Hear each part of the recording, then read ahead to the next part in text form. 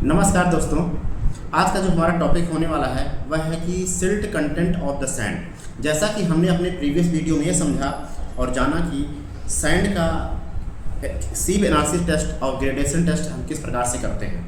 ठीक है, तो आज का हमारा नेक्स्ट टॉपिक होने वाला है silt content of the sand. मतलब जो सैंड हमारे साइट पर आता है काम करने के लिए, स्ट्रक्चर को बनाने के लिए, उस सैंड में यदि हमको यह पता करना है कि कितना उसमें फाइनस है, कितना सिल्ट है, कितने उसमें डस्ट पार्टिकल्स हैं, तो यह आप कैसे पता करेंगे। इसके लिए एक टेस्ट बनाया गया है सिल्ट कंटेंट। ठीक है, सिल्ट, आप ये समझिए कि सिल्ट क्या होता है।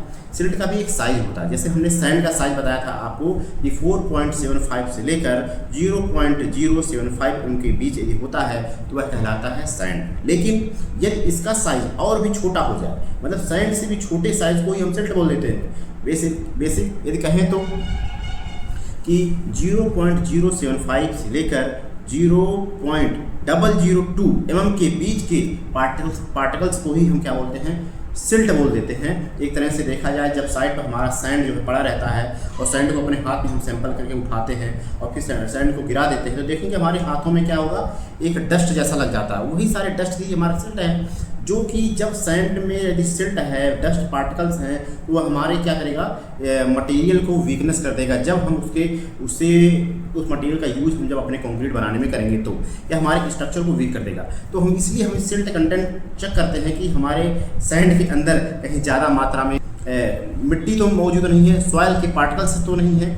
तो ये सारी चीज़ें हमको टेस्ट करनी होती हैं, तो जिससे ही हम अपने क्वालिटी को इंश्योर कर पाते हैं। तो अब आज समझते हैं नेक्स्ट कि हम इस टेस्ट को कैसे प्रोसेस करते हैं, कैसे करते हैं। तो समझेंगे कि सिल्ट कंटेंट बेसिक हम दो मेथड से टेस्ट करते हैं। एक बाई वैल्यूम मेथड होता है, एक बाई वेट मेथड होता है। तो बाई वैल्यूम मेथड को आज हम बेसिक समझेंगे कि कैसे इसका हम टेस्ट करते हैं बेसिक।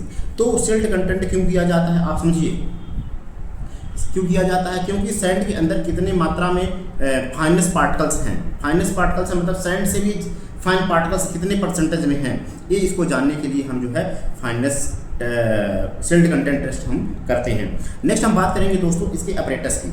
यदि हमको इसके टेस्ट को कंडक्ट करना है, चाहे लैब में करें चाहे फील्ड में करें, तो आप ये कैसे करेंगे। तो इसके लिए हमको कुछ अपरेटस की ज़रूरत पड़ेगी, जिसकी सहायता से आप इस टेस्ट को कंडक्ट कर सकते हैं। तो देखिए समझते हैं। सबसे पहले हमारे पास क्या होगा, 250 ml का हमारे पास एक सिलेंड्रिकल पोरिंग सिलेंडर होगा। कहने मतलब जैसे एक कांच है, कांच हमारा बड़े साइज में, ऐसे ही हमारे इसका डाया छोटा हो जाता है और एक सिलेंडर होता है। ठीक, उसी के हम वो सिलेंडर जो रहेगा वो 250 ml का होगा। अब वो 250 ml का हमारे पास सिलेंडर होना चाहिए और हमारे पास सैंपल होगा सैंड का, वो होना चाहिए।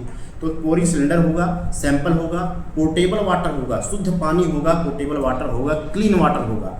ठीक है, और हम अपने पास साल्ट रखेंगे। ये सारी चीज़ें होंगी और एक हम क्या होगा, हमारे पास एक टाइम वॉच होगा। इसकी सहायता से हम अपने टेस्ट को कंडक्ट कर पाएंगे। तो अब 1 बाय 1 थोड़ा सा हम समझने की कोशिश करते हैं।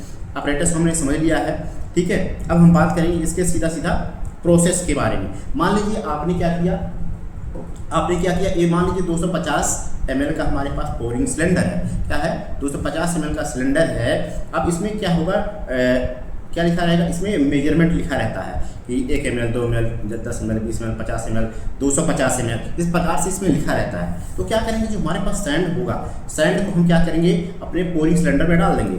किस लेवल तक डालेंगे, जहाँ पे लिखा रहेगा 100 ml, उसमें जो मेजरमेंट होगा उसमें हम इस प्रकार से भरेंगे कि 250 ml तक उसमें भर जाए। ठीक है, अब उसमें क्या करेंगे, भरने के बाद अब उसमें पानी ऐड करेंगे। वाटर को ऐड करना होगा। वाटर को हम कहाँ तक ऐड करेंगे, वाटर को आप ऐड करते जाइए। जहाँ पे लिखा रहता है 150 ml, वहाँ तक आप पानी को भरिए। अब हमारे उस सिलेंडर में, कांच के सिलेंडर में क्या मौजूद हो गया है, पानी और सैंड, दो चीज़ें मौजूद हो गई। अब हमारा लेवल पहुँच गया 150 ml। ठीक है, 150 ml पहुँच गया है। अब उसमें क्या करेंगे, हमको उसके वेट का, किसके वेट का, सैंड के वेट का 1% उसमें साल्ट मिला दीजिए, नमक मिला दीजिए, ताकि उसमें जो फाइन पार्टिकल्स है वो जल्दी सेट हो जाए। ठीक है, तो क्या करेंगे, अब उसमें हम जो है 100 ml और मिलाएंगे। तो इस प्रकार से हम अपने ml को कर लेते हैं 250 ml, हम अपने उसको कर लेते हैं, इसको जो हमारे पास सिलेंडर मौजूद होता है।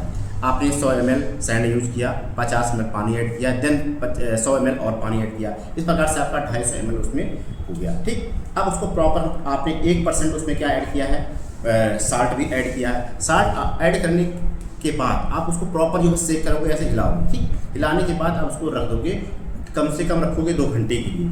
2 घंटे के लिए आप जैसे ही रखते हैं उसको, तो आप ये देखोगे कि जो सिल्ट होगा बिल्कुल ऊपर जो है सेट हो जाएगा, बिल्कुल ऊपर जो है जम जाएगा। ठीक, और जो सैंड होगा उसके नीचे रहेगा, सैंड नीचे रहेगा और सिल्ट उसके ऊपर रहेगा। ठीक, तो आपको इस प्रकार से आपको सिल्ट का परसेंटेज निकालना होता है। ठीक है, कैसे निकालोगे आप समझिए, सिल्ट का परसेंटेज निकालना कैसे निकालोगे, हाइट ऑफ द सिल्ट, जो सिल्ट की थिकनेस उसमें दिखाई देगी, ठीक है, तो वो ऊपर रहेगी, तो silt thickness of the silt divide by आप कर दीजिए total height of the sand layer, into 100 कर दीजिए। तो सिल्ट का जो परसेंटेज होगा यह निकल जाएगा कि आपका 100 ml में कितना परसेंट जो है सिल्ट कंटेंट मौजूद है। इस प्रकार से आप अपने टेस्ट को कंडक्ट कर सकते हैं। ठीक है, मान लीजिए आपका सिल्ट का जो परसेंटेज आ गया 6 mm उसकी थिकनेस आ गई, और नीचे हमारा 100 mm का हमारा वो था पूरा सैंड का आपने लिया, तो 6 डिवाइड बाई 100 और इंटू 100 कर दिए, 6% आ गया। इस प्रकार से देखते हैं कि हम इस प्रकार से कैलकुलेशन तो कर लेते हैं। और इसकी यदि हम एक्सेप्टेंस लिमिट की बात करें तो जो सैंड के अंदर सिल्ट होगा वह नॉट मोर देन 8% से ज़्यादा सैंड नहीं होना चाहिए। ठीक है, तो हम मान लेते हैं चलो ठीक है, हम इस सैंड से अपना काम कर सकते हैं। आई होप कि आपको समझ में आ रहा होगा, और धन्यवाद, थैंक यू।